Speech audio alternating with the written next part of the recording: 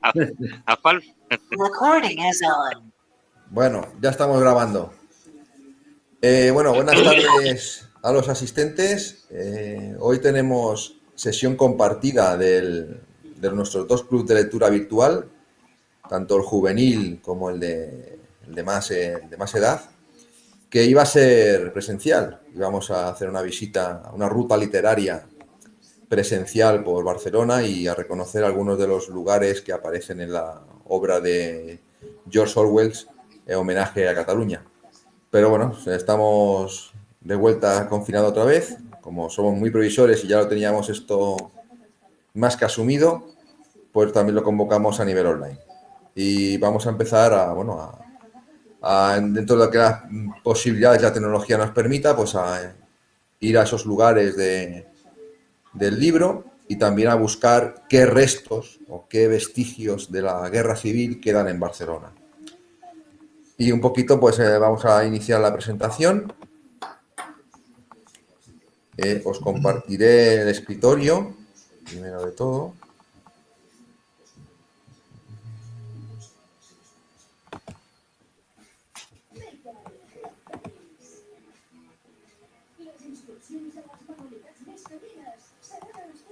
Pantalla completa.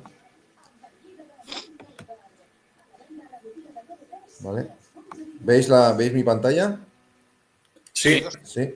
Vale, pues voy a poner la presentación. ¿Y la presentación la veis? Perfectamente. Iniciar Sí, presentación. sí. Homenaje a Cataluña. Bueno, pues como he comentado, la sesión de hoy va sobre el libro Homenaje a Cataluña y vamos a empezar la presentación.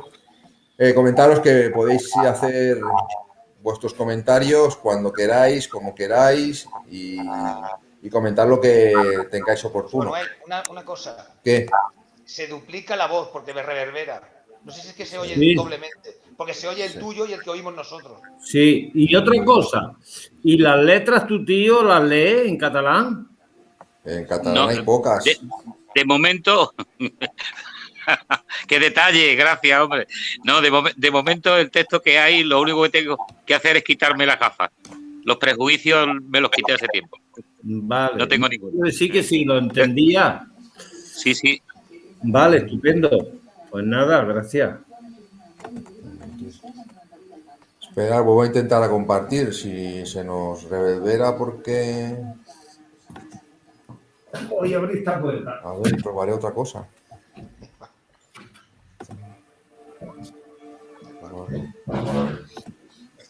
Cuando has compartido se repetía la voz. ¿Ahora se repite? No, Ahora no, ¿no? no. Vale, pues he probado otra opción, ¿no? Esto hay que, es como todo, he probado otra opción. Vale, muy bien. Vale, pues bueno, como he comentado, vamos a hacer la ruta literaria virtual y por aquí vamos a tener que ir a hacerlo así, no nos deja.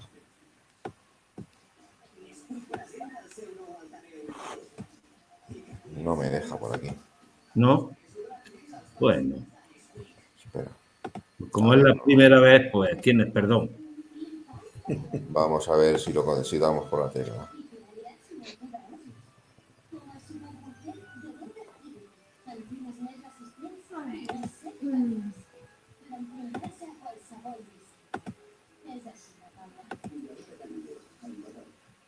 A ver ahora. Ya vemos tu escritorio. Ahora, venga, a A ver ver. si ahora ya me deja ponerlo en presentación.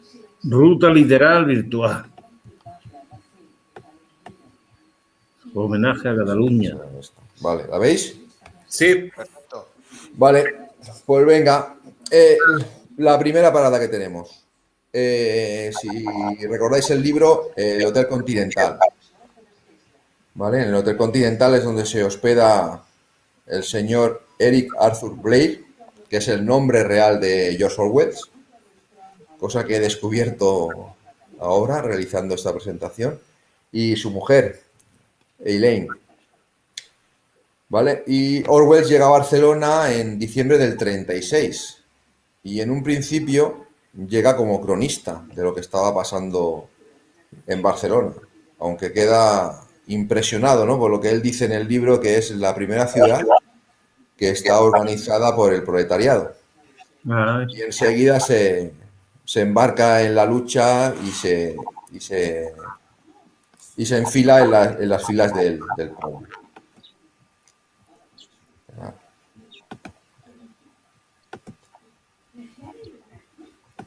bueno, no era la primera ciudad, ¿eh? ¿No, Paco? Di. No, porque, a ver, Bueno, la primera ciudad en la que él se encuentra, ah, ¿vale? Seguramente históricamente, pues si tú te refieres no a eso. hombre, que la primera ciudad organizada y dirigida por el proletariado, pues fue en la Rusia, en la Unión Y Soviética. anteriormente en la Comuna de París. No, esperad un momento. ¿Ves? Es que la izquierda tiene estas cosas. Somos muy poliédricos. La España cantonal, los cantones de autogestión que se dieron en la segunda mitad del 19, ya plantearon la gestión de las ciudades tal como se encuentra Orwell en el 36 aquí en Barcelona. Es que a veces nos olvidamos de las referencias propias, vamos a decirlo así, pero si revisásemos un poco el fenómeno de la revolución cantonal, veríamos unos criterios de gestión que descubrimos luego ya tras la revolución bolchevique. Pero nosotros ya en 1873 ya vimos o vivimos experimentos de ese tipo. Bueno, eso sí, es verdad. Claro. Sí. Pero bueno, que no fue la... Ahora, que fuera la primera que el software ese o como se llame viera, pues, y obtuviera él, pues vale. Eso sí, Paco, sí. claro. Eso sí. Pues sí. Bueno, y aquí vemos una foto del Hotel Continental de aquella época, ¿vale? O un poquito más para los años 50, o por ahí puede ser. Y la actual, ¿vale? Así es. Esta de aquí de la mano derecha es el Hotel Continental que todavía hoy existe. Pero que está cerrado hoy por la pandemia, seguramente. Seguramente que estará cerrado, sí. Y Ya. de capa caída y... Bueno, luego pues seguimos bajando por la Rambla. Sí. Allí nos encontramos con el Hotel Rivoli, que bueno, el Hotel Rivoli había sido ocupado por el POUM, ¿vale? Partido Obrero de Unificación Marxista, que es con las milicias del POUM, es con las que Orwell pues marcha al frente de Aragón. Y que hay que decir que era la base de todo ese movimiento que él vio en Barcelona y que se fue cuando esa gente se fue al frente. Sí, de hecho en el libro recordáis que Barcelona en aquel momento pues estaba la revolución en plena pompa, ¿no? Las milicias de la CNT, del POUM, pues habían tomado las armas y bueno, habían parado, ¿no? el levantamiento que se había producido. Mirad, a ver si clicando aquí. Ahora nos podemos abrir. ¿Vale? Aquí estamos, ¿vale? Aquí tenemos el Hotel Rivoli, ¿vale? Justo aquí hay un pasaje del libro. ¿Os acordáis cuando Orwell se está parapetado en el Teatro Poliorama? ¿Os acordáis? Yo sí. Bueno, Pues el Café Moca, que es donde se meten las milicias contrarias al POUM y a la CNT, pues lo tenemos aquí. Aquí, si hubiéramos estado en vivo, aquí hay una placa que conmemora eso, ¿vale? Puesta en esta calle, en este trozo de calle.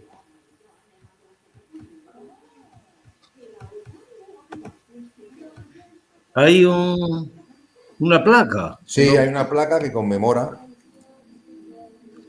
Pero Ahí dice, la placa está, aquí si leemos, la placa está emparedada entre un Subway, que es un bar de restaurante bocata. de comida rápida, y un banco popular. No Ya. sé si esto habrá cambiado mucho o no. Dice que está al lado del Café Moca, la Rambla 126. Ya. Pobre Andreu Nin, si levantase la cabeza y se viese ahí en el Banco Popular. Me cago Sí, en sí, Dios. sí.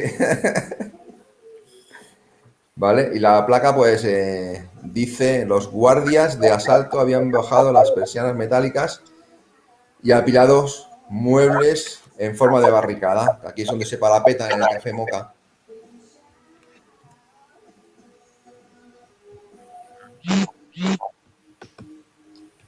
Luego tenemos otro lugar emblemático que aparece en el libro, que es la Plaza Cataluña, y dos lugares también que en mayo del 37 son muy significativos.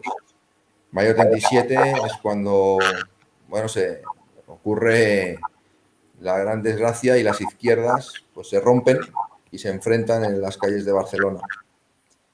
Y tenemos aquí el Hotel Colom, que tenemos aquí una foto, que era la sede del Partido Comunista. Esto hoy en la Plaza Cataluña no se puede ver, no está este hotel, pero sí que tenemos es el edificio Telefónica, que es la sede, en aquella época era la sede de la CNT, ¿vale? Y hoy todavía está. Vamos a ver si clicamos y esto es la Plaza Cataluña actualmente y el edificio Telefónica lo tenemos aquí. Ya. ¿Eh? Sí, sí.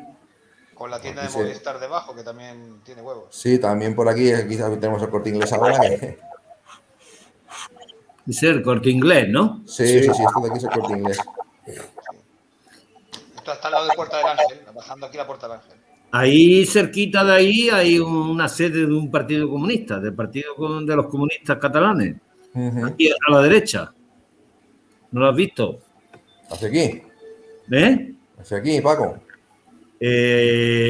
Sí, un poco más a la derecha y bajando para abajo, está la Por bandera las puesta. Ramblas, bajando por las Ramblas. No Será la esto de aquí, Rambla, no la Rambla, la otra calle donde estaba el comercio ese que cerraron grande. Estaba conectado con el Banco de España. No sé si era aquí donde Esto de aquí es el Plaza Banco España, ¿no? Si no recuerdo mal. Es el Banco de España, la esquina esa es el Banco Ah, ese es el Banco Sí. España, no. Entonces estaba más para acá. No la Rambla, la paralela a la Rambla, que es peatonal, que no pasan coches. Ahí ha estado, bueno, y sigue estando la bandera roja del PCC. Ujú. Sigue estando porque compraron eso y ahora no tienen dinero, pero pronto lo venderán pero tienen ahí una sede que no me vea en la Plaza de Cataluña, sí. Sí.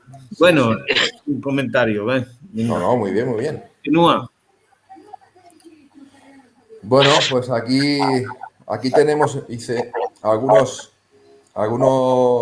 fragmentos del libro, ¿vale? Esto está sacado de la página 63, dice, en la parte alta de las Ramblas, alrededor de la Plaza Cataluña, la situación era tan complicada que habría resultado incomprensible si cada edificio no hubiera ostentado la bandera del bando correspondiente. Allí el principal emplazamiento era el Hotel Colom, cuartel general del PSUC, que dominaba toda la plaza. ¿Vale? Parece ser que el Hotel Colón tenía una posición privilegiada.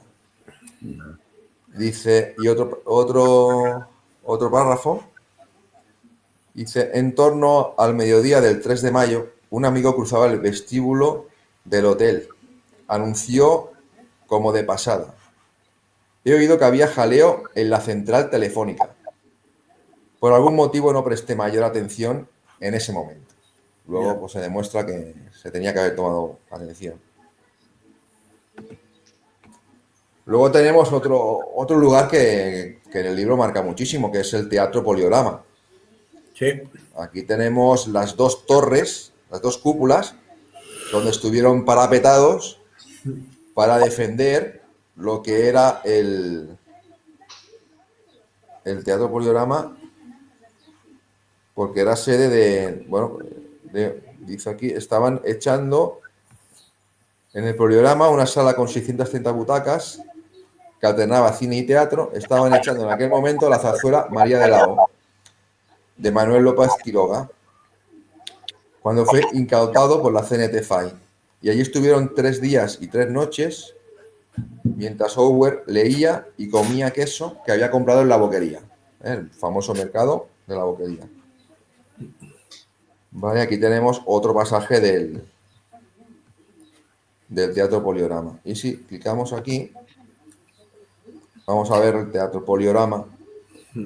Ahora, ¿cómo lo tenemos? Que es este de aquí. Vale. ¿Puedo hacer un comentario? Sí, adelante. Tanto.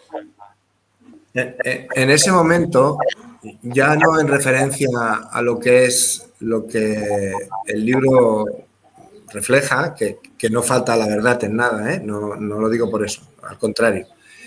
Pero se ha ahondado poco en las posiciones del POUM en aquel momento, ¿no? Sí. Todo el mundo transmite una confrontación encarnizada entre las posiciones comunistas y el POUM y demás. Pero es que hay una cosa que le pasó al POUM que, sin embargo, no se refleja en la posición de los comunistas o del Partido Comunista de aquel momento. Y es que el POUM no entendía, ni llegó a entender nunca, que teniendo unas posiciones finalistas tan parejas, el Partido Comunista se entestase en forzar la confrontación. En aquel momento, cuando el POUM intenta ponerse en contacto o conversar o dialogar, o dígale como se quiera, con los comunistas, digamos, de Barcelona, se dan cuenta de que no tienen interlocutores porque las directrices no les son propias, venían de los asesores soviéticos de aquel momento. Entonces, ese punto de incomprensión, que siempre se pasa de puntillas, es muy importante porque luego explica muy mucho a partir de ese momento, cómo se organiza el PC y qué poder toman en esos hechos de mayo los asesores soviéticos. O sea, ahí hay un punto que se habla siempre, pero que no habla nunca de la perplejidad del POUM, vamos, frente a la posición de sus iguales comunistas con los que habían hecho toda una evolución revolucionaria y que, bueno, no eran iguales, pero no se habían enfrentado nunca. Fue una situación... Si no recuerdo mal, en el libro hace referencia a que el POUM toma posición para defender a los milicianos. ¿Vale? Recordemos que los milicianos que salieron de Barcelona fueron los del POUM y los del CNT. Entonces, cuando el Partido Comunista, con el gobierno de la Generalitat y con todo, lo que intenta es sacar a la milicia y hacer el ejército republicano, pues ahí se chocan. Y entonces el POUM lo que toma es posición en defensa de su propio miliciano, porque el POUM lo que tiene eran milicias. Es un momento realmente en el que no se ha llegado... Bueno, necesitaría mucho más trabajo, pero sí, claro, ya la posguerra se lo cargó todo y ya no nos enteramos de nada. Bueno, perdón, era una apreciación, sin más. El problema es que hubo dos opciones, un levantamiento popular o un levantamiento militar. El popular lo defendía la CNT-FAI y, en cambio, el levantamiento militar lo defendían los comunistas. Y al final se impuso el levantamiento comunista, el levantamiento militar, y crear un ejército republicano contra el fascismo. Y eso habilitaba a los milicianos. Pero José Luis, precisamente si hablamos del Ejército Popular de la República, no se entiende que la organización anarcosindicalista, que desde el primer momento supiera organizarse en batallones, no fuesen llamados a integrarse en el Ejército Popular. De hecho, hubiesen sido una muy buena base para organizar las unidades de frente. Pero es que sin embargo, eso no viene. O sea, ¿cómo quieres hacer tú un ejército regular con anarquistas? Se va en contra de la natura. No, pero José Manuel, estábamos hablando de un ejército popular. Precisamente por su proactividad hubiesen podido o organizarse a su manera, si la República hubiese sabido marcar líneas de suministro y de provisión adecuadas. O sea, no es tan contradictorio, ¿eh? O sea, el que las milicias hubiesen sido la base del Ejército Popular. Uh-huh. Sí. Se perdió un año y medio, ¿eh? tiene que llegar la batalla del Ebro, cuando ya habíamos perdido un montón de territorio, para que el Ejército Popular sea realmente efectivo, ¿eh? Imaginaos la que perdimos decidiendo quién mantenía o no el esfuerzo de frente. Bueno, O sea, y decidimos quién era el enemigo, porque el enemigo dejó de ser enemigo para ser enemigo el compañero, que es lo que hundió la República. Bueno, bueno, perdonad, que nos enredamos mucho. Sigue, José Manuel. No, perdona. sí está bien, vamos hablando, sí. Bueno, Bueno, siguiente. Vale, a Orwell lo hieren en el frente. ¿Vale? En el 37 lo hieren en el cuello y bueno, acaba ingresado en el hospital San Pau de Santas Creus. Y bueno, lo vamos a ver porque es un edificio memorable, aunque ahora ya no hace de hospital, pero hasta hace bien poco era un hospital en activo. ¿Vale? Es un edificio modernista que lo encontramos por allí por la Sagrada Familia, por arriba. Y bueno, esto es la entrada principal, visto ya desde dentro. Esto es el interior ya del antiguo hospital. el hospital que hay ahí. San Pablo.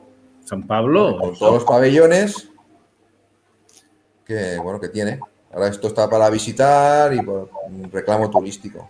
Pero Pero en aquel momento... No, pero ahora sigue estando como hospital, ¿no? No, ahora han hecho uno nuevo por encima, Paco. Sí. Ah, Han hecho uno nuevo. Esto ya no es hospital. si yo había estado ahí, esto es precioso. Yo voy a decir una anécdota de este hospital, porque es que si no la digo reviento.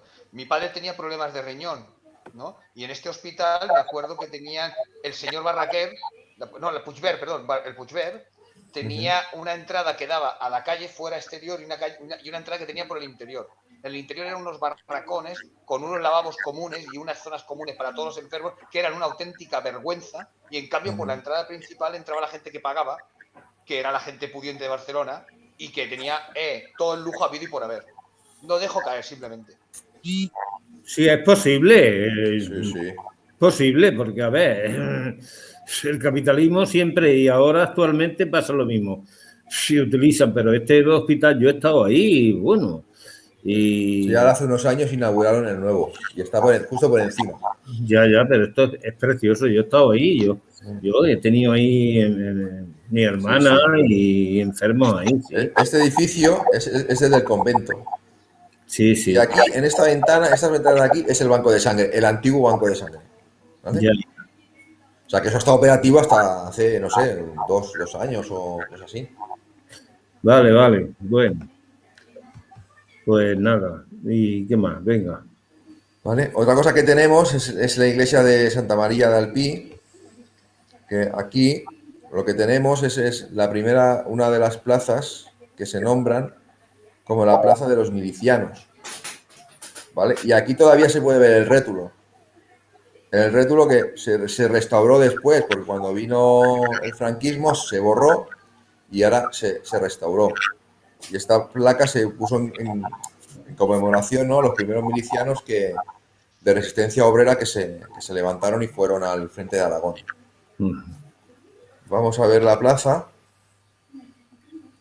¿Vale? Y por lo que yo he podido ver, aquí se insinúa, lo que pasa es que no me puedo acercar más, que está la placa donde pone que esta es la plaza de los milicianos. Y si giramos... ¿Esta qué plaza es? ¿Plaza de los milicianos? No, ahora se llama Plaza de San Josep Oriol. Pero durante la Guerra Civil se llamó Plaza de los Milicianos. Vale.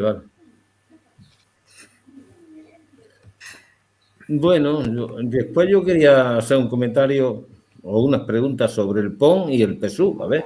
Vale. Y pasa que la izquierda siempre estamos divididos, ¿eh? Porque hay que joderse, ¿no? Que gente que más o menos llegamos a la misma sitio, joder, toda la vida igual. Ahora hay 20 partidos comunistas y antes igual y no terminamos. Socialistas también ha habido varios, aunque ninguno activo, hasta que no se puso el cabrón con perdón si alguna vez ha estado, el Felipe González, pues son los únicos que no se dividen. Pero chiquillos, nosotros, los demás izquierdas, todos divididos. partidos comunistas o marxistas y tal, en definitiva, de los que queremos el socialismo real, joder, no llegamos a un acuerdo y yo me voy a morir con ese dolor de no ver a la clase trabajadora unida en torno a un proyecto socialista real, no como los que dice el Partido Socialista, que para mí esta gente son más de derecha o tan de derecha como el PP, pero bueno. Y perdonad si alguno... No, Paco, todo es bienvenido. En mi punto de vista, ¿no? Y... A bueno se lo estás diciendo, Paco, me cago en Ross. Bueno, pues ya. Pero... Bueno, aquí ya vemos esta diapositiva, es las huellas visibles que hay en Barcelona a día de hoy de la guerra civil, ¿no? Aquí tenemos la plaza de Sant Felip Ney, que fue bombardeada el 30 del 1 del 38. Y bueno, aquí murieron muchos críos, porque aquí había, bueno, había una iglesia y estaban ahí resguardados. Y aquí, esto que vemos aquí abajo, son las señales evidentes de aquel bombardeo. La iglesia fue restaurada después de la guerra. Sí, pero se ve ahí los agujeros. Sí, y vamos a verlo en cómo está hoy, ¿no? Esta es la plaza donde se encuentra la iglesia.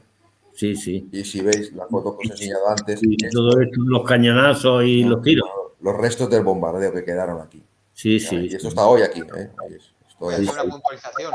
Bueno, pues eso la gente de seguro que va ahí y no saben... Y pasa y no lo saben, sí, Paco. Bueno, es que Barcelona fue la ciudad que enseñó al resto de ciudades europeas que luego vivieron la Segunda Guerra Mundial de cómo defenderse de los ataques aéreos.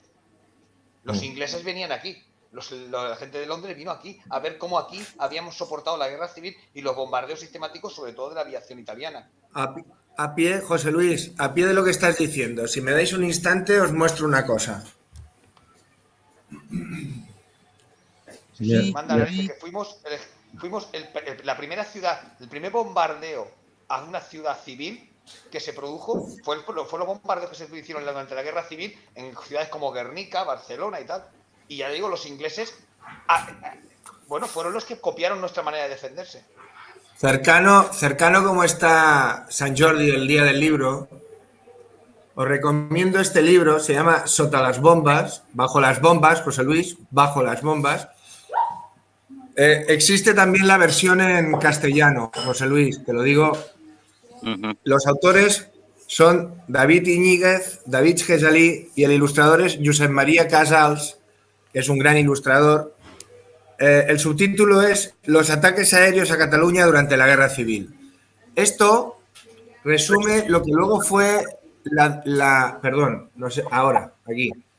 resume no solo los episodios de bombardeo, sino también cómo Barcelona se dota de refugios antiaéreos, cómo los distribuye y demás. Lo que en este libro aparece, abonando lo que estaba diciendo José Luis, es como luego Londres y otras, incluso París, en el envite alemán, que duró muy poco, pero planificaron la defensa aérea en base a lo que hizo la gloriosa, o sea, la aviación republicana, para hacer defensa, lo que llamaban defensa pasiva y defensa activa. Es un gran libro, es muy sencillo, veréis que no es muy grueso, pero técnicamente es muy bueno, es muy bueno. Recoge muchas fotografías de la época, o sea, muchas inéditas, una gran investigación sobre los archivos republicanos, muchos de ellos perdidos, tiene muchos años de trabajo detrás, y luego el grafismo, que es el que hace Casals, es muy bueno porque reproduce de una forma muy fiel todo lo que eran los planos de construcción y obra de los refugios. Vale la pena tenerlo, camaradas, de verdad. Es un gran libro. Hasta mirad, la edición es del 2017. Hemos tenido que esperar al 2017 para que se publicase el resumen de la defensa aérea pasiva y activa de bueno, de la República durante la Guerra Civil. O sea, imaginaos, ¿eh? Y acabó en el 39, hasta el 17. Lo que queda todavía por enseñar al pueblo. Porque Dolores Ibárruri, el Partido Comunista, y sobre todo Dolores Ibárruri, que fue muchas veces a Francia a decirle, señores, que esto no es una guerra entre los militares españoles y las izquierdas. Esto es una guerra, es la preparación de la Segunda Guerra Mundial.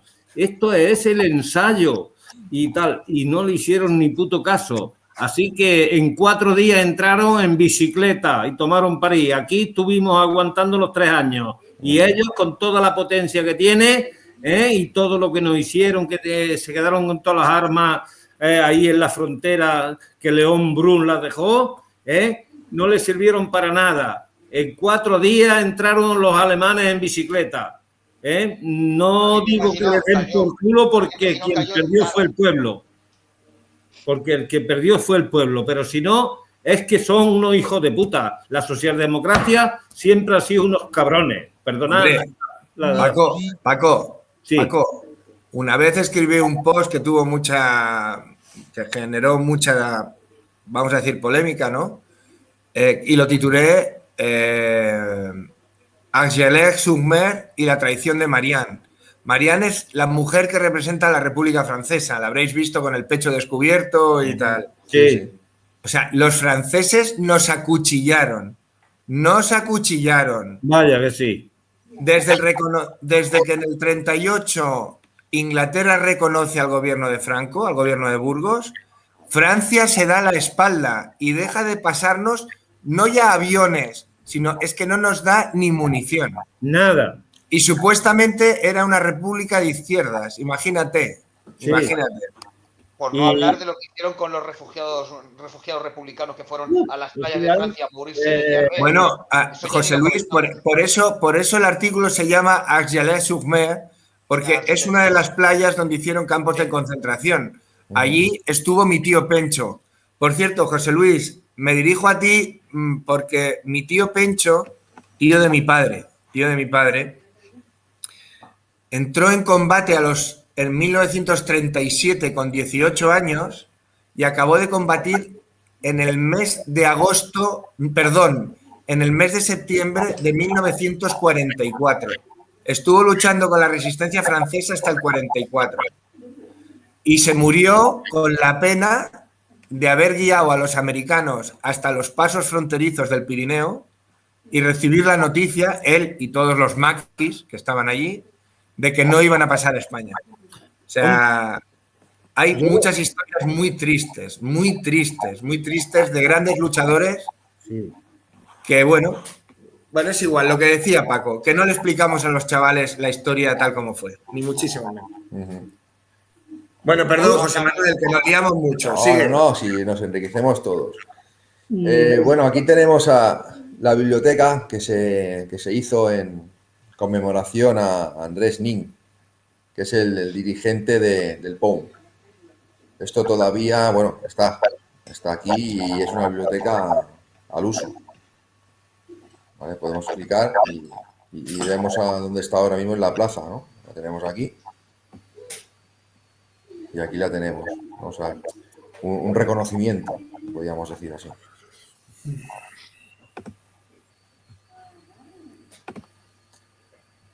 Y luego, pues en Barcelona tenemos la plaza de George Orwell, ¿vale? Que es, bueno, es muy curioso que George Orwell, que es el escritor de 1984, pues en esta plaza fue la primera que se pusieron cámaras en Barcelona.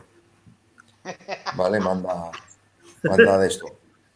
Para continuarnos, ¿no? Orwell que justificaba en 1984 el control del gran hermano y todo esto, pues ahí está. Aquí explica un poquito la casuística que en los años 90 pues tenía esta plaza, ¿no? Era un lugar sórdido de tráfico de drogas y tal, y bueno, el ayuntamiento de la época lo solucionó el tema poniendo cámaras. Bueno, tenemos esta escultura que define la plaza, y esto es la plaza ahora mismo en la actualidad. ¿vale? Sunet.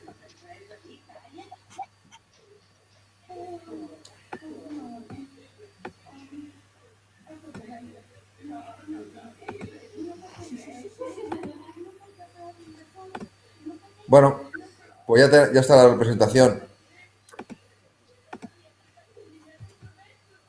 Bueno, yo quería decir, bueno, es que de esto habría que hablar mucho y entre nosotros, pues me parece bien, pero yo creo que debemos de toda nuestra inquietud y de toda nuestra sabiduría, pues la tendríamos que transmitir por los medios que sea, porque en esta época, no sé si lo comenté esta mañana, en esta época que estamos, creo que sí lo comenté, es que en el mundo el fascismo, porque es el otro brazo, porque, a ver, el capitalismo es el que está promocionando al fascismo, porque si quisiera, lo hundía, pero no les interesa, no les interesa.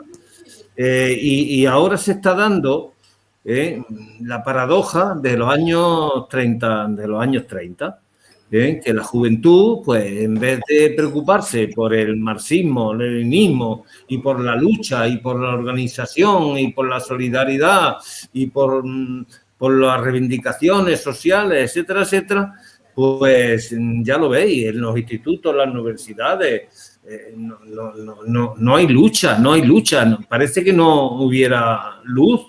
Entonces a mí eso me preocupa de que el fascismo en todo el mundo, ya lo he dicho, el Bolsonaro, en América, en Francia, en Alemania, y eso que en Alemania hay una ley muy dura contra el fascismo, pero a pesar de todo hay extrema derecha.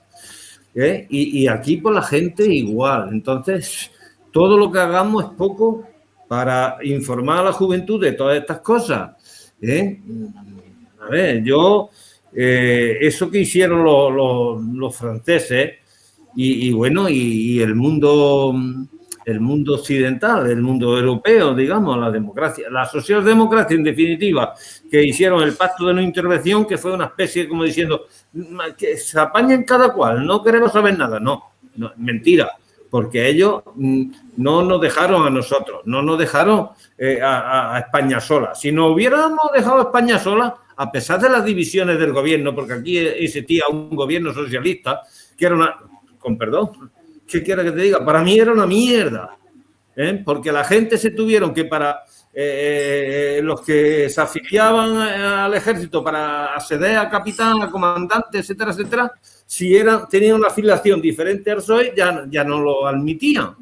Entonces yo sé que de gente comunista, por ejemplo, que llegaron a afiliarse con el consentimiento del partido al Partido Socialista, pues para que le ascendiera a capitán, a comandante, etcétera, etcétera, y tuviera un cargo, porque no querían, porque los socialistas inclusive estaban divididos, y uno de hecho quiso pactar o pactó, no me acuerdo quién es, porque yo no soy un hombre culto, y pactó con Franco para entregarle ya a España a Franco. No sé quién fue, pero lo puedo averiguar. Vosotros lo sabéis. El coronel Casado fue el que estructuró el golpe de Estado en el 39. Pues muy bien, pues ya está. Yo desgraciadamente no fui a la escuela, he leído poco y tal, pero... Sobre esos instantes, Paco, ya que sacas el tema, ahí aparece Julián Besteiro, o sea... Otra gran incógnita. O sea, ¿qué pasa en los últimos momentos republicanos en Madrid? ¿Qué tipo de tour de force establece Besteiro como último presidente de las Cortes Republicanas? ¿Y qué hace Casado en relación a la otra cúpula socialista?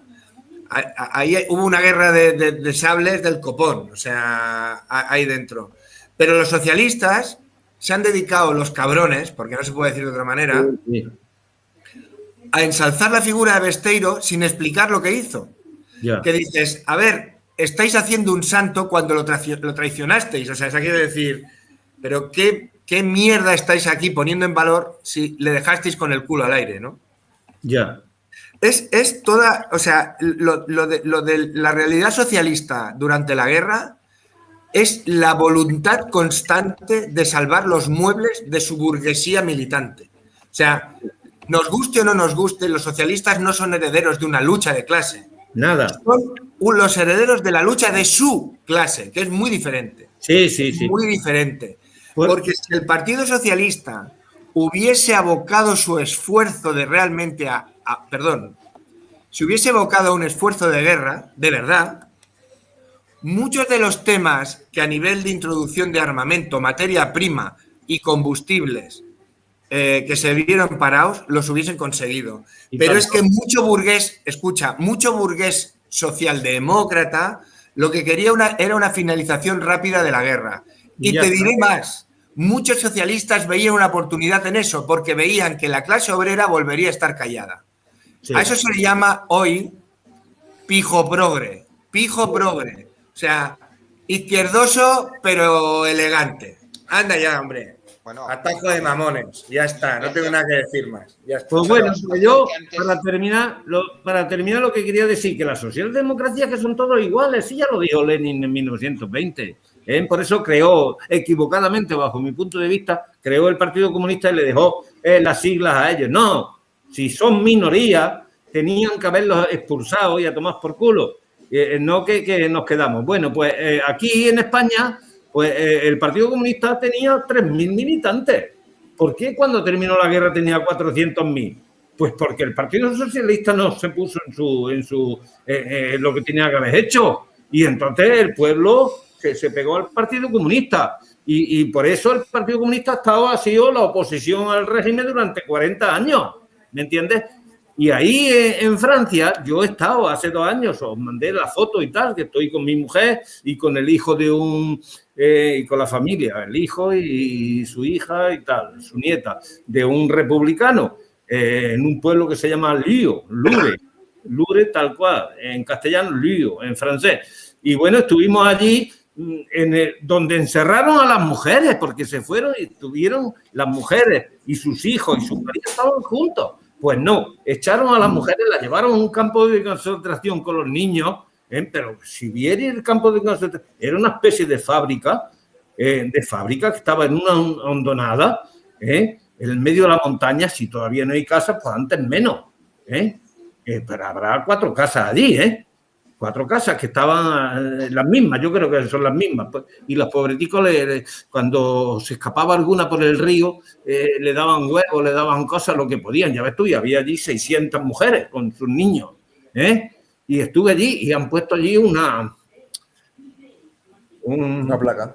Sí, un monolito. Yo me gustaría hacer una observación.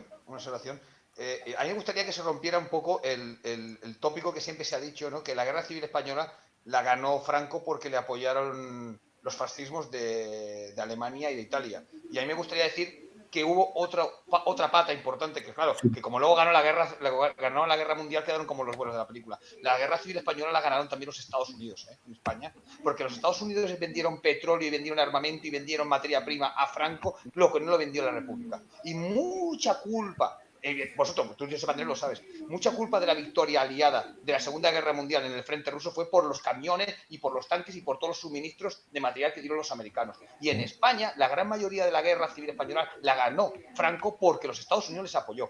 Curiosamente, la mujer del señor Roosevelt fue la que creó las brigadas internacionales, porque estaba viendo lo que venía y quiso hacer algo por ayudar a la República Española. Pero desde luego el Estado americano no lo hizo. Y estamos hablando de Roosevelt, el New Deal era lo más de izquierda de los Estados Unidos. Mirad, Juan Marc, que Dios quiera que esté en el infierno y le estén metiendo baquetas por el culo al hijo puta. Ese era un banquero, ¿no? Bueno, pero era mucho más que un banquero, Paco. Era mucho más que un banquero. Era el men on place de las petroleras tejanas americanas. Era el men on place, o sea, su delegado en la zona mediterránea. Los americanos nunca tuvieron una percepción clara, o sea, perdón, clara sí, coño, o sea, a ver, el poder claro que lo tenía claro, o sea, lo que tenían que hacer era beneficio. Y nos guste o no nos guste, que Franco recibiese apoyo de los dos fascismos europeos, para los yanquis, mirad a dónde llevo el asunto, que es patético, era una garantía de cobro. Mirad, es que es triste, coño. O sea, al final es, ¿quién va a pagar? Estos tienen recursos, no pasa nada.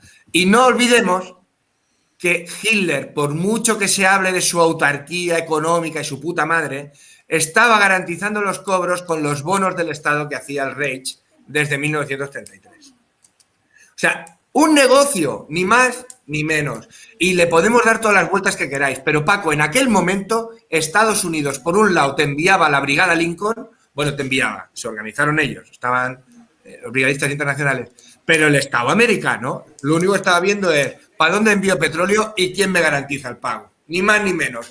Y Juan Marc tenía todo el poder porque era el men on place, o sea, era bueno, el tío que estaba garantizando que Mussolini y Hitler garantizasen los cobros. Ya está, no le deis más vueltas, ni más ni menos. Eso bueno, y en definitiva, ¿por qué entraron aquí los americanos en Francia a ayudar? ¿Por qué?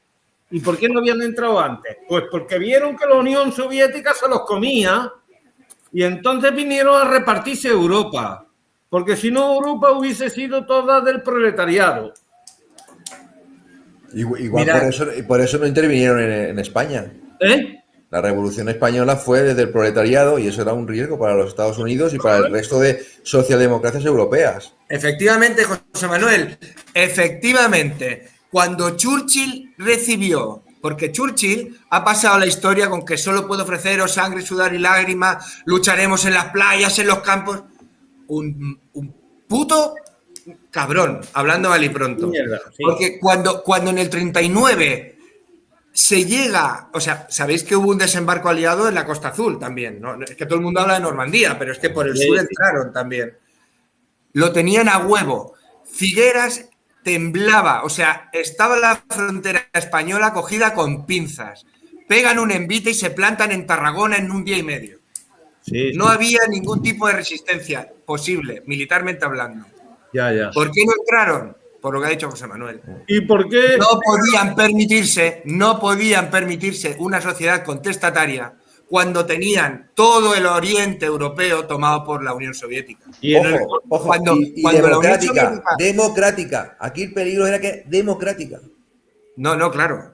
Cuidado. Pero lo que ha dicho Paco tiene más razón que un santo. Cuando los rusos llegan al Vístula, los aliados dicen, me cago en la hostia la que se nos viene encima.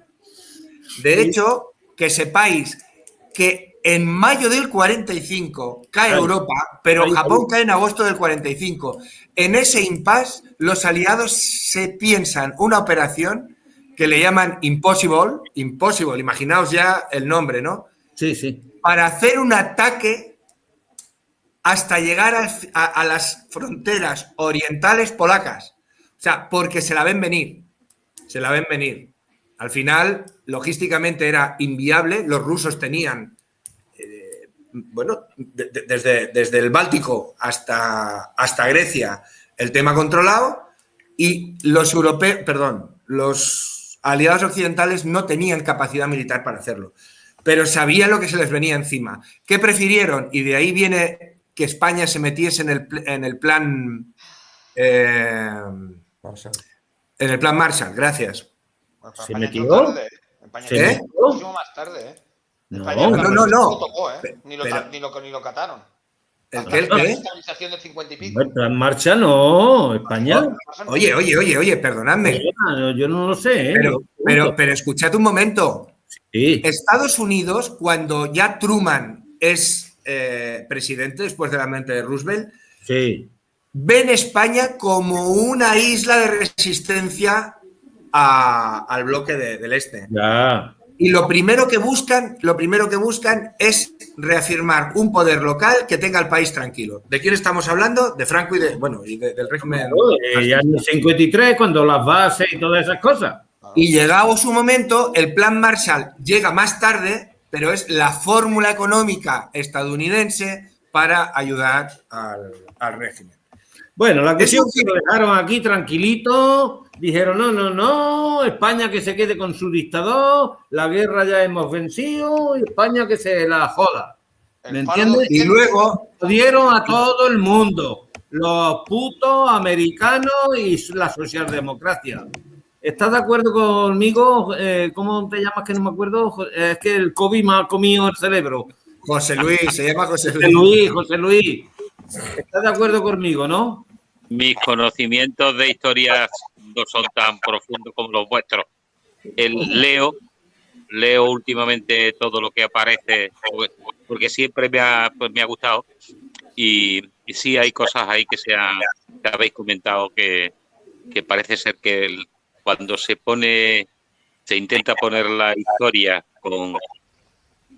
como dicen ahora, con blanco sobre negro, cuando hay gente imparcial que no quiere o significarse o porque son historiadores, periodistas honestos, ponen de manifiesto que, bueno, es algo que se ha comentado por ahí. O sea, la guerra de España tenía que celebrarse, hubo colaboraciones claras y otras más encubiertas, porque tenía que ser un ensayo.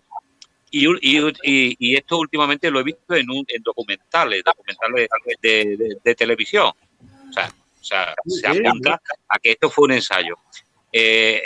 Algunos tipos de armamentos, bombas, el tema de la aviación atacando ciudades. Hoy en día ya es público a través de documentales y bueno, y muchos historiadores y revistas de historia y en fin, de cultura general, que de vez en cuando algunos periódicos también pues aparecen en su sección de historia comentarios como lo que habéis estado confirmando en ese sentido. Mis conocimientos por haber estudiado con cierta profundidad, evidentemente no son los vuestros, pero sí recojo de un lado y de otro y veo que hay cosas que han sido así. Yo te decía eso porque tampoco quiero ofender a nadie, porque yo respeto todas las ideas y eso, y yo no quiero ofender a nadie. Lo que pasa es que a veces me enrizo. Yo prácticamente no fui a la escuela, yo fui nada más que 2 años, de 6 a 8 años, y encima fue una tortura lo que me hicieron allí. Bueno, por eso me fui y mi padre lo aceptó y se cayó, porque a ver qué iba a hacer. Que lo iban a matar también musulmanos, pues ya está. Venga, tú. Y otra puntualización que quiero hacer. La Guerra Civil Española fue un genocidio ideológico. Siempre que tenemos en cuenta, la Guerra Civil Española se pudo ganar en 6 meses tranquilamente y se ganó en 3 años porque lo que se pretendió fue acabar con todo el que no fuera de la ideología de los vencedores. Y de hecho lo consiguieron porque durante 40 años España no se movió ni Dios. Porque toda la gente que pensaba diferente a ellos o se la cargaron o se tuvo que marchar. 3 años de genocidio ideológico. Los demás cagaditos, aún todavía sigue el pueblo cagado. Se pretendió dar un escarmiento para que no hubiera ensayos que se parecieran a revoluciones. Europa no podía permitirse eso y en todo caso esa castración de la memoria ha llegado a convertirse en algo genético en España. Todos nosotros tenemos una edad, unos más y otros menos, en los que no se podían hablar de nada. Y comentarios, bueno, yo afortunadamente no tuve ningún represaliado en mi familia, pero sí he tenido, en fin, algún pariente más o menos cercano que fue de alguna forma perseguido, acosado, encarcelado, condenado a muerte, y era una persona que desde el punto de vista humano era bueno en el mejor sentido de la palabra, como decía Antonio Machado. Una persona servicial y sus creencias y su ideología las tenía él, pero al vivirlas se le notaban. Mira, si me permitís, cuando hablamos del genocidio, José Luis, ideológico, acaba la Guerra Civil en el 39 y parece que ahí ya, se acabó la guerra y hay represión, entre comillas. Hay represión. Hostia, entre comillas no. Espera. Pero es que es lo que hablábamos antes, ¿no? De qué enseñamos o qué memoria histórica tenemos, pues para tomar conciencia de quiénes somos y de dónde venimos, ¿no? Hoy en España hubo 300, bueno, no sé si 300, porque no quiero mentir, 200 y muy largos campos de concentración, que se abren ya con la apertura de los frentes, ya cercanos al 39, o sea, y sobre todo coincidiendo con la debacle del Frente Aragonés.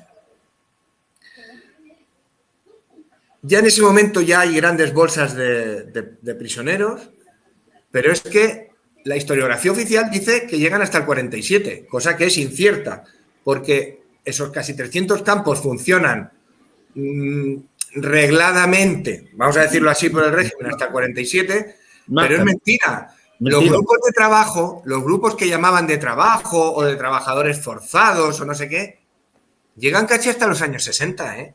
Claro, el túnel de Viella mismo.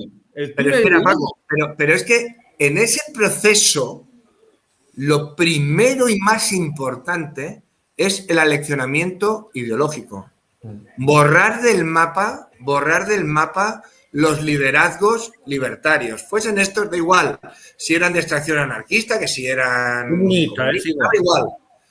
De hecho, y esto los chavales deberían saberlo, claro. El sistema de terror era tremendo, porque la naturaleza de los prisioneros, tanto si provenían del Ejército Popular como si eran gente que se había significado municipalmente o provincialmente a nivel político y no sé cuántos, lo primero era escabechinar, y esa fue la primera labor que se hizo, a todo posible liderazgo que fuese capaz de aglutinar iniciativas dentro de los campos de Lo cual quiere decir que sí, podemos hablar de genocidio ideológico, pero es que hubo un exterminio sistematizado de los liderazgos de opinión. De hecho, y esto, José Luis, lo verás muy claro, o sea, por tu trayectoria profesional, los primeros que caen son los maestros. Sí, sí. Los campos de concentración, aquellos a los que se les objetiviza es a todo docente que pudiese estar allí. Manda huevos. Pero os voy a explicar una cosa que también es muy curiosa. Otros de los que caen en primera instancia son los curas obreros. Los curas obreros en la posguerra, sí, señor, que los hubo porque hubo mucha gente que se implicó con las opciones de izquierda. Claro, la Iglesia oficial explica una cosa. Lo vi ayer, ¿no? Lo vi ayer en la sexta, ¿no? No lo vi, Paco, lo siento. No lo vi. Muy bueno, ¿eh? Bueno. Es muy bueno, ¿eh? Aclararon mucho eso que estás diciendo de la quema de las iglesias, ¿eh? Lo aclararon muy bien, ¿eh? Y el tema es que eso, que es objetivamente cierto, que si pudiésemos acceder a los archivos de los campos de concentración, nos daríamos cuenta de que fue un genocidio sistematizado. No fue por derivada. No. Fue sistematizado. De hecho, ya que nos vamos acercando al Día del Libro, os voy a recomendar otro libro que se llama La sombra de un desastre. La sombra de un desastre. Sí, La sombra de un desastre, que es de Luis Bolívar Troya, autor reusenc, de Reus, José Luis, de la provincia de Tarragona. Oye, qué bien se acerca a explicar qué coño era un puto campo de concentración franquista y con qué discrecionalidad seleccionaban a quién tenían que cargarse. El siguiente paso, guardias de asalto. Cargarse a todo policía republicano. Y en paralelo a ellos y con muchísima más virulencia, a la Guardia Civil Republicana. A los que eran la Guardia Civil Republicana. Sí, los que habían estado fieles a la República. Efectivamente. Fueron seleccionándolos hasta que dejaron una base social, vamos a decirlo así, en los campos de concentración, incapaz de reaccionar. Porque ni habían sido militares, ni tenían formación académica, eran ciudadanos. No había liderazgo. José Luis García, antes lo has dicho, fue un genocidio perfectamente organizado que nos lleva a los años 60. Nos lleva a los años 60. No nos lleva al año 47, como dice la historia oficial. No, en el 47 se desmontaron los campos y una mierda. O sea, duraron hasta los años 60. 60. Y ya que estábamos haciendo un recorrido por Barcelona, José Manuel, yo os podría guiar al castillo de Montjuïc. Ahora ya esas huellas se borraron interesadamente. Porque se repicaron los paredones, ya no se ven. En mi época militar sí que estaban allí aún los impactos de las balas. Hasta el año 63 se estuvo fusilando gente en el foso del Llobregat, que así se le llamaba, del castillo. Ahora el tiro al arco lo que tiene allí. Sí, exactamente. Sí. Entonces, vamos a ver, decía Paco, yo Paco es que te quiero mucho y de verdad, he querido mucho a mi padre, pero a ti te compro para padre también. Te traigo para aquí. Nos mienten, nos han escondido la mitad, como mínimo la mitad de la historia. Y lo peor de todo es que estos cabrones, y sobre todo los putos socialistas de los cojones, nos han hecho ver que España era otra cosa. No. El luchador republicano que se exilió y estuvo en los maquis. El maqui que estuvo en Asturias, Cantabria, Euskadi, Levante español, que también hubo maquis en las montañas de Valencia y de Castellón. Toda esa gente, o en Extremadura, que también los hubo. O sea, acabaron antes, pero ahí estuvieron. Y en Andalucía, en Sierra Morena, como los... En Sierra Morena. ¿Esos no eran españoles? ¿Por qué los chiquillos de hoy en día no saben que esos también luchaban por España? A ver, por una España libertaria, por una España justa. No se lo explicamos. Nos explican la guerra civil y la posguerra como hubo una guerra de 3 años, ganó un dictador y en el 75 vino un tío que se llamaba Rey. Y se ha acabado. ¿Conociste algún maqui? Un país que no reconoce, por ejemplo, el fotógrafo de Mauthausen para lo que supuso en los juicios de Nuremberg, o que no reconoce la novena, que fue la primera que entró en París. ¿Qué puedes esperar de ese país? Ni reconoce el trabajo de los republicanos exiliados en la resistencia francesa. O sea. Y te digo una cosa, y lo ha dicho Paco, lo más triste de todo lo que estamos hablando ahora es que cuando hay un conflicto que los intereses económicos no ven claro o que no les interesa, dicen que eso es un problema interno. Por esa regla de 3 llevamos 100 años, han pasado 100 años y todavía seguimos escuchando la cantinela de los problemas internos cuando el poder económico o a las potencias o a quien sea no le interesa intervenir. No puede ser. Ese es el gran drama de este mundo. Que cuando hay un problema en un sitio, no es un problema interno, no. Es un problema de todos. Y se tiene que permitir que por cuestiones de problemas internos se cometan injusticias como las que se están cometiendo cada día en muchas partes del mundo. Qué pena que cuando hicimos la Constitución de mierda que tenemos, que ojalá también se cumpliera toda, porque si se cumpliera, pues estupendo. Sí, pero exacto. Si se cumpliera, pues bastante revolucionaria. Lo que ocurre es que la Constitución se quedó, como hemos hablado otras veces, en lo militar, en la justicia, la Guardia Civil, la banca, la iglesia, toda esa gente se quedaron intactos y con muchos poderes, intactos y siguen intactos. Pero yo decía una cosa, qué pena, porque si en los años últimos de los 70, cuando ya conquistamos, que se murió el dictador, conquistamos la libertad, hubiéramos pasado como en Portugal, por ejemplo, joder, pues podíamos haber rehecho la historia, porque hoy ya es que no queda nadie. Yo conocí aquí a un guerrillero que estuvo en la Sierra Morena, que vivía ahí enfrente en la calle Buen Viaje, a mano derecha, donde está eso de la fruta esa pequeñita que hay ahí enfrente de la Plaza de la Ermita, ahí vivía. Fue un guerrillero y su mujer le llevaba los periódicos, y le llevaba la comida y le llevaba, ¿sabes? Era el contacto que tenía la mujer de él, ¿sabes? Y yo lo conocí, ¿entiendes? Que he estado aquí hace 30 y tantos años, ¿no? Lo que pasa es que ya se murió el pobretico. Pues sí. Bueno, pues... No sé, yo creo, Paco, que lo que hicimos de ir al instituto... El otro día Sí. pusimos buena pica allí. Sí, Sí, eso es lo que hay que sí. hacer. Porque cuando la gente habla de historia, se olvida de que hablamos de seres humanos y de la Sí. realidad de esos seres humanos en cada momento. Sí, sí. A los chavales y a las chavalas hay que explicarles, no desde una perspectiva ideológica, sino pragmática, decirles lo que pasó realmente. Y eso es, ya está. Porque lo que pasó es lo realmente aleccionador. Lo interpretativo es interesado siempre, pero el hecho objetivo es lo que mejor enseña o lo que da oportunidad, digámoslo así, al análisis propio. Claro, si yo traduzco la guerra civil a un conflicto entre dos bandos, me olvido de la realidad social que había detrás de cada uno de esos bandos. Claro. De esos bandos. Bueno, el otro día Y nos eso es lo encargamos realmente. precisamente de eso. O sea, el testimonio en primera ¿Cómo? persona de Paco, que el otro día nos encargamos de eso. Ah, claro.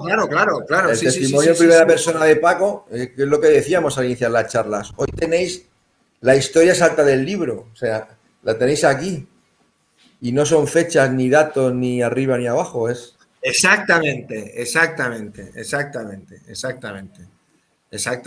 Exactamente. Hablaba Paco de los campos de concentración femeninos en Francia y lo que hizo Falange con las mujeres en España, porque os hablo de los 300, he hablado de casi los 300 campos de concentración de posguerra, Sí, sí. pero es que la represión a las mujeres republicanas fue brutal. Brutal.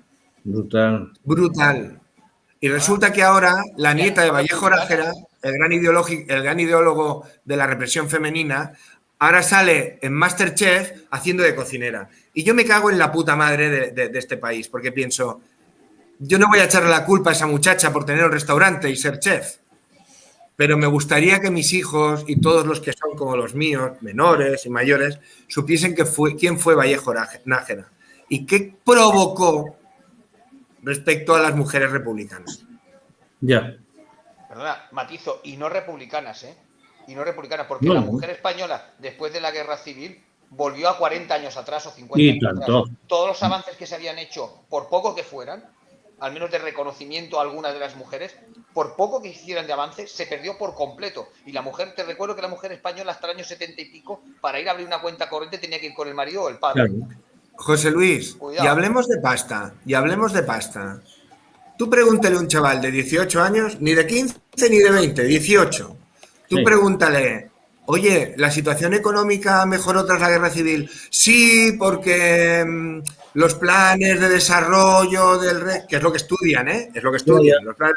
Bueno. Y tú dices, eres muy tonto, hijo. No interesadamente, pobre. No, O sea, claro. ellos no tienen la culpa de nada, ¿eh? No estoy diciendo eso. Para llegar a los niveles de renta 53. hasta el año 53 llegar a los niveles de renta que tenía la República. Yo, José Luis, míratelo bien, hombre, que yo ya sabes que soy una persona, pero a mí me han llegado a decir que fue hasta el 63. Me han llegado, míratelo bien, mirarlo. No, Paco, yo ahora no quiero errar la fecha, no la quiero errar No, la yo fecha. tampoco. Estoy hablando, Yo no fue soy. en la década de los 50 cuando se llega. Bueno, pues ya está. El plan de estabilización que crearon la gente del Opus cogió el gobierno a principios de los 50, hicieron el plan de estabilización y pusieron un poco de orden porque la autarquía no era viable. Ya. Era imposible. La autarquía solamente llegaba a racionamiento y a hambre, que es lo que hubo en España en los años 40. Bueno, pero, oye, cuando en el año 59, cuando la Revolución Cubana, prácticamente todavía no exportábamos nada. Los tractores españoles empezamos, los primeros fueron para Cuba. No, Paco, jugamos con la deuda pública. Lo que pasó a partir de los 50, como dice José Luis, con el Opus, es que empezamos a traer materia prima, petróleo, estaño, cobre, o sea, El turismo. se abrió la recepción. De hecho, parte de la deuda externa española se compensó con las bases de la OTAN. Bueno, perdón, la OTAN Base viene en el americana. 82. Estoy hablando de las bases militares que llegan antes. ¿eh? O sea, estoy hablando- 53. Sí, bueno, por esa fecha, que no sé la fecha exacta ahora. Sí, no, pero bueno. 53. Vale. O sea, que aquí no hay nada inventado. Y de milagro económico, una puta mierda para tu boca. O sea, es una. Perdonadme. Que yo, Ya. José Luis, te pido disculpas, pero es que yo soy muy rojo, lo siento. O sea, yo estoy hasta las pelotas ya de casi todo. A él o a mí. No, a ti, te lo digo a ti porque En el, A mí me puede insultar si quiere, hay confianza, no hay problema. en el año, donde hay confianza de asco. En el año 54 tenía yo 2 añitos Ya ves. y se estaba construyendo, se estaba atravesando la provincia de Córdoba para Sí. construir el oleoducto que une la Rota con Zaragoza. Ya. Sí. Había una maquinaria que yo solamente la he vuelto a ver, pues, del 70 para acá. Ya, claro. Y alguna no la he llegado a ver todavía. ¿No? Y haciendo pozos por toda Andalucía, ¿de acuerdo? Buscando petróleo. En este caso es una conducción subterránea que va desde Rota a Cádiz hasta Zaragoza. ¿Tú de dónde eres? El oleoducto. Eso sí, eso era necesario para España, Sí. pero más necesario para las bases, porque además suponía el control. Claro. En Rota y en Zaragoza la de Zaragoza no sé si existe. Y luego Ahora se llaman bases conjuntas, pero bueno, da igual. Sí. Bueno, los sobre eufemismos al poder le encantan, José Luis. Solo es cuestión de cambiar el nombre y ya está. Y ya Como está. cuando se hunde una empresa, se declara en quiebra y después se abre con otro nombre y ya. No, yo en el 53, ¿eh? Tú naciste en el 54, pero yo en el 53 tenía... No. Yo en el 54 tenía 2 años. Yo nací en el 52. Yo tenía 6, Sí. pero ya esto me acuerdo perfectamente, porque yo, a pesar de que era un niño, como teníamos estábamos más vivos que la hostia, el hambre nos hacía salir cada día a buscar y a comer. Yo recuerdo que le llevaba raíces a mis abuelos, raíces para el fuego, y a mi madre, y carrihuela para los conejos y lo otro. Total, es que yo fue cuando entré en la escuela en el 53, tenía 6 años, y estuve hasta el 60 y bueno, 2 años, el 53, pues 55, 56, que tenía 8 años yo. Yo en el 56, con 4 años, pasé desde el pueblo donde había nacido, pueblo de la Campiña de Córdoba, Guadalcázar, aquí a la hora del... ¿Tú eres de Guadalcázar? Pues yo soy de La Victoria, somos de la misma comarca. No, sí, si el mundo es un pañuelo. Sí, somos de la misma comarca. Allí iba yo a Guadalcázar por el tabaco para mi tía, que tenía un puesto de tabaco, la pobretica, en La Victoria. ¿Sabes que Guadalcázar sube hasta arriba? Es que Guadalcázar es muy pequeñito. Sí. La Victoria es una aldea también y tiene Bueno, muchas veces que es un pueblecito. Sí, no. Y ahora ha crecido, ¿eh? Ahora ha crecido. No, ahora Victoria tenemos 1000 habitantes. Yo en Guadalcázar, perdona, que sé que tiene ganas de hablar, Josep Andreu, pero ya que ha salido, en Guadalcázar estuve yo trabajando en Malpartida, ¿se llama? Malpartida. Malpartida o Malpartida. Malpartida, un cortijo, sí. Hoy ahí estuve yo trabajando, tenía yo 11 o 12 años con las mujeres, quitando pues hierba y eso. Había muchos toros, ¿te acuerdas? Toros semibravos, ¿me entiendes? Yo me vine con 4 años. El recuerdo, lo que he comentado antes de la construcción del oleoducto, sí es una memoria mía. Porque entre otras cosas, las máquinas disponían de un sistema de soldadura de los tubos. Ya. Una máquina hacía la zanja, otra metía el tubo y con los restos de las varillas de soldar eran de cobre. Sí. Y a mi hermano, 2 años mayor que yo, y a mí nos llamaba la atención aquellas varitas tan rectas, tan perfectas. Y después mi madre lo cambió a un hombre de estos que iban cambiando por los pueblos por varios platos de porcelana. Efectivamente. Entonces, y respecto a otro dato, yo por una carambola de la vida estuve con 12 años. Mis padres decidieron que yo no me dedicara al campo pero ¿por qué? Porque fue entrar en un colegio religioso.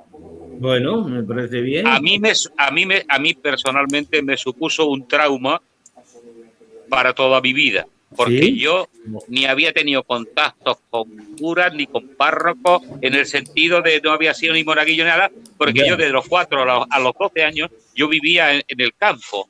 En el campo. Y mi tarea pues era buscar carrihuelas o serrajas para los conejos, para las gallinas, para los cochinos y guardar vacas.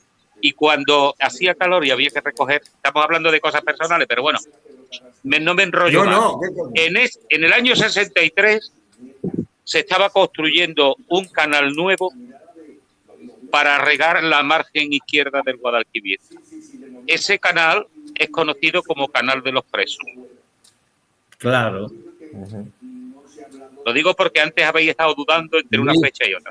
Sí, sí. Por cierto, que el rótulo, que es un rótulo oficial, como los que hay indicando en carreteras, pues de lugares turísticos o ciudades o los puntos kilométricos o las desviaciones, en este caso concreto, no paran de tacharlo de Canal de los Presos. Y esto lo digo o sea, se ha enseñado la historia. No, se ha enseñado solo parte de la historia. Ya. Pero ¿qué dice? La de siempre.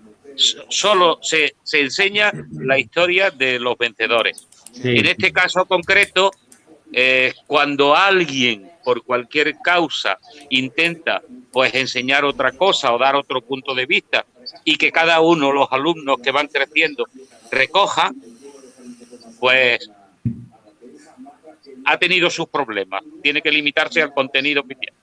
Y en este caso, pues tachar. Hombre, también digo que es verdad que muchos pueblos que se llamaron del caudillo, hoy en día han conseguido algunos democráticamente eliminar, por ejemplo, ese apellido del pueblo, ¿no?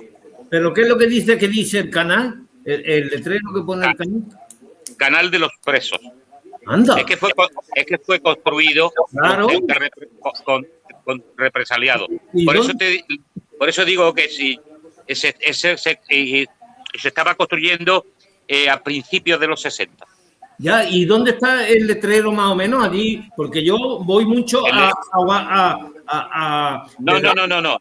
Yo estoy viviendo en Lora del Río, a una hora de Guadalcázar. Estoy viviendo al lado del Guadalquivir, entre Lora del Río y Carmona, es la carretera. Vale. Cruza el canal y en ese punto es donde está el río. No, es que yo cruzo desde La Vitoria hasta Posada, que ya tengo que atravesar el puente del río, que es muy... Sí. El puente es un puente muy especial. No he visto nunca un puente, porque los arcos, en vez de tenerlos así, los tiene así. Sí, Posada, los arcos, en vez de ser así, los tiene así, pero un montón, lo menos medio kilómetro. Yo no me lo explico. Eso históricamente, cuando los arcos lo que hacían era aguantar el peso de lo que tenían encima, si el arco es al revés, es que no aguantan el peso de lo que hay encima. Será una cuestión puramente estética. Porque realmente no tiene sentido. ¿Qué coño estética? Creo que Eso en física se llama cálculo vectorial. Eso no tiene ese puente no tiene sentido porque la carga vectorial va hacia abajo, no hacia arriba. Pues puedo asegurar que llevan cerca de 70 años aguantando. No. Por lo menos visto por mí, ¿eh? Sí. José Luis, sí, seguro que el ingeniero sabía lo que hacía, porque yo no sé. Otra cosa que quería comentaros, Paco, respecto a eso de educar a los chavales. Mira, yo recuerdo, no ahora con toda emergencia asquerosa de Vox y su puta madre, yo recuerdo a la que era la líder del Hogar Social de Madrid. ¿Os acordáis de que salía una gente, un hogar social para los españoles desprotegidos, que no se le podía dar ayuda a los moros, a los migrantes y su puta madre? ¿Os suena eso? Sí. Vale. Y recientemente recordaréis el meeting que Falange hizo, donde el símbolo fue una muchachita de 18 años. Lo recordáis, ¿no? Sí. Vale. En ambos casos, El primero, no me acuerdo cómo se llama la chavala esa del Hogar Social de Madrid. La entrevistaron y le preguntaron que por qué ella era franquista.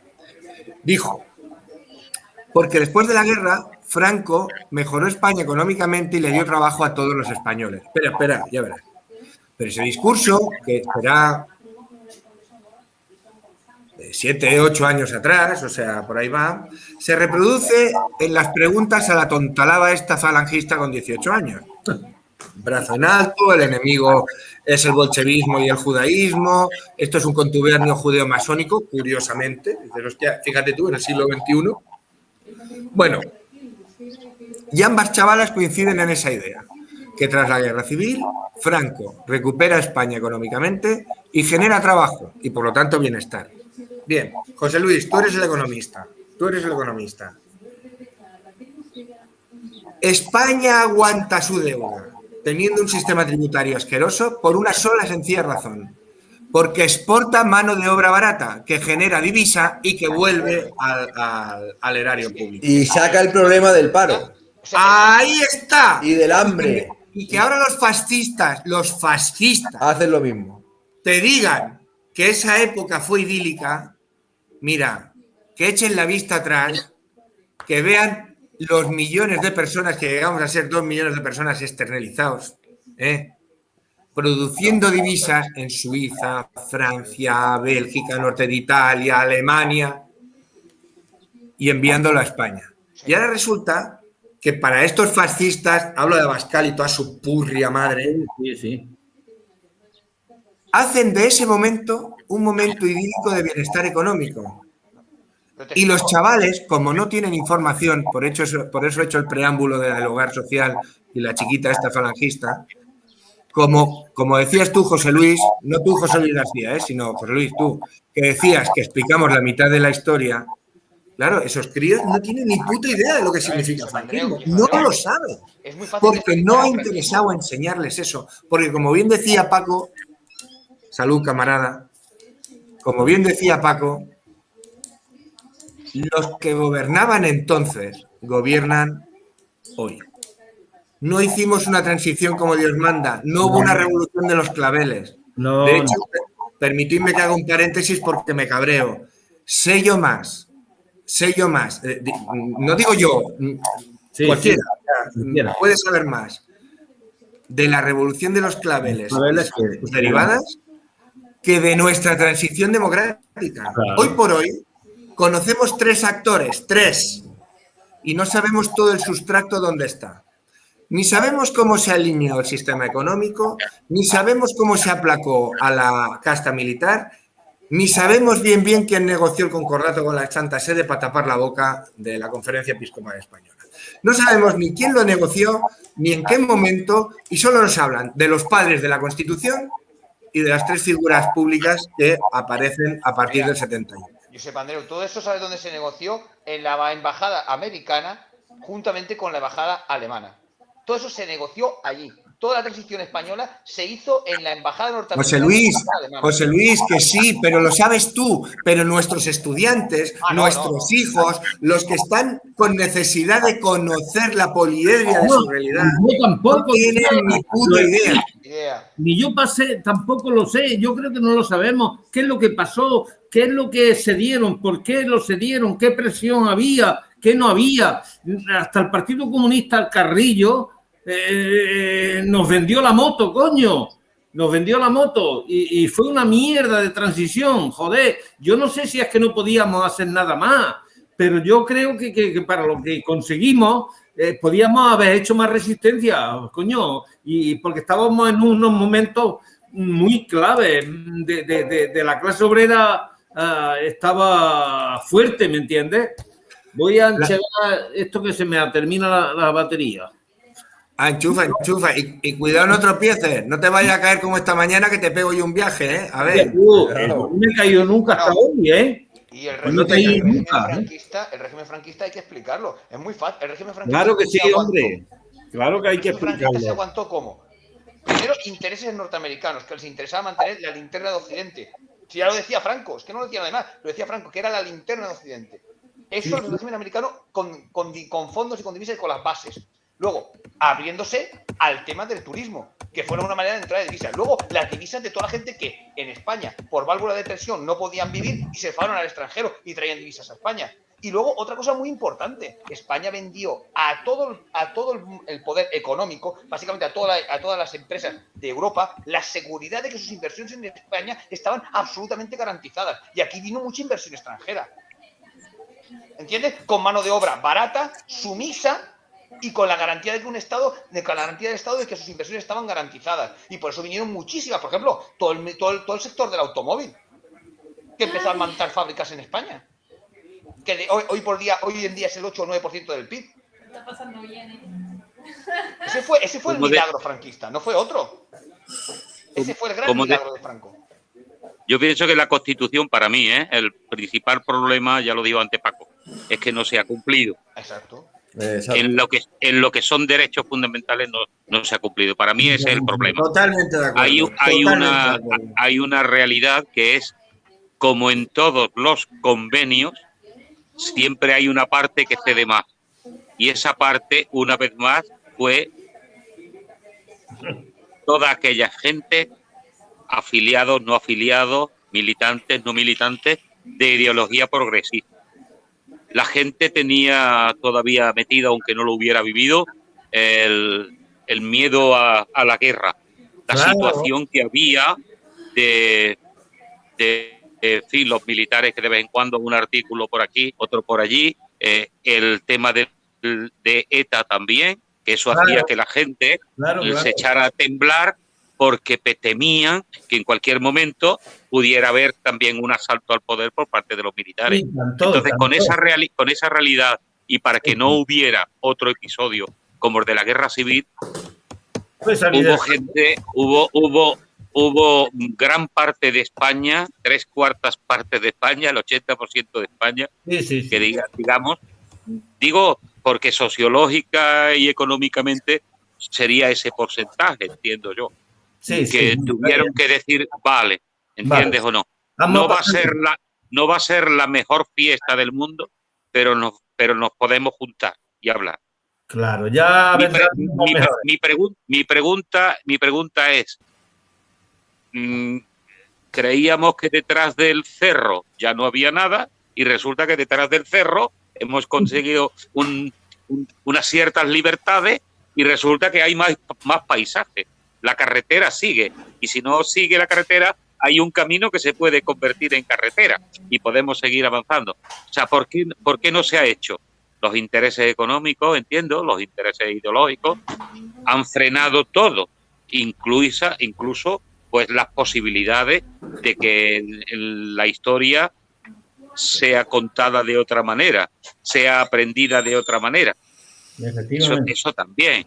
En el plan del 67, donde se empezó a enseñar inglés aquí, se daba francés como segunda lengua, pues el Fondo Monetario Internacional puso como condición que el inglés fuera la primera lengua que se enseñara en España, primera lengua extranjera. ¿Para qué? Hoy en día, pues o sabes inglés o no puedes salir de tu casa. ¿Entiendes? Por tanto, hay unos condicionamientos que impone el punto del capital, la banca, el Fondo Monetario Internacional, a la hora de conceder préstamos que propician un desarrollo en los distintos países, ¿no? Y esos condicionamientos a veces, pues, tú puedes transformar la economía. El problema es que también condicionan y modelan un tipo de vida y un tipo de mente que a lo mejor no tiene nada que ver con la forma de vivir de nosotros. Hoy en día, 40 años después, la Constitución que se haya tocado exclusivamente para ver si las reinas, las mujeres también pueden... Perdón, para eso no se toca. Para lo otro, lo de para garantir, no, eso no se toca. Para que ninguna administración pública se endeude, si ingresa 5, gaste 5,5. Ese ha sido el último golpe que se le dio a una Constitución que estaba sin cumplir. Y ahora nos surgen movimientos que dicen que hay que ir a la superación de, y evidentemente otros que dicen que eso es que es muy revolucionaria esa Constitución. Claro. O sea, hay posibilidades. O sea, en su día llegaron hasta donde llegaron. Hoy en día pensáis, una pregunta que yo me formulo y os hago vosotros, ¿pensáis que hay condiciones en cuanto a nuestros representantes, en cuanto a la concienciación pública, social, perdón, en cuanto al conocimiento de la historia, como para dar un paso más hacia una sociedad más justa? ¿Hay condiciones para que se toquen o se intenten aplicar esos principios constitucionales que todavía no se han estrenado? Por ejemplo, el derecho a la vivienda, por ejemplo, el derecho a una educación en términos de igualdad. No lo hay porque la misma Constitución dice que necesita las 3/4 partes del Parlamento y eso es imposible. Nunca vamos a tener la izquierda, por ejemplo, la parte progresista, las 3/4 partes. Por lo tanto, no se puede reformar la Constitución. Ahí tiene. Si no se reforma, llevan 2 años y pico, no se reforma el Tribunal Constitucional. Porque no le da la gana al PP. ¿Me entiendes? O sea, que ellos incumplen la Constitución. Continuar reformarla, imposible, porque se necesitan las 3/4 partes. Aquí, como no se haga una revolución, esto no se cambia nunca. Y el pueblo está tan tonto que sigue votando y encima los obreros votan. Yo, José Luis, poniéndome en un escenario que evidentemente es ficticio y que no se va a dar, ¿no? Igual es que estoy más quemado que la pipa de un indio y eso también condiciona, lo reconozco. Yo ya solo creo en el levantamiento, o sea, yo ya estoy por coger y decir, perdona, que aquí hay tierra sin trabajar, pues oye, la ocupamos y hacemos una cooperativa. Ya. Si aquí hay una fábrica de hilados, por decir algo, que han hecho suspensión de pago y ahí hay un fondo buitre que la ocupamos y a producir hilos.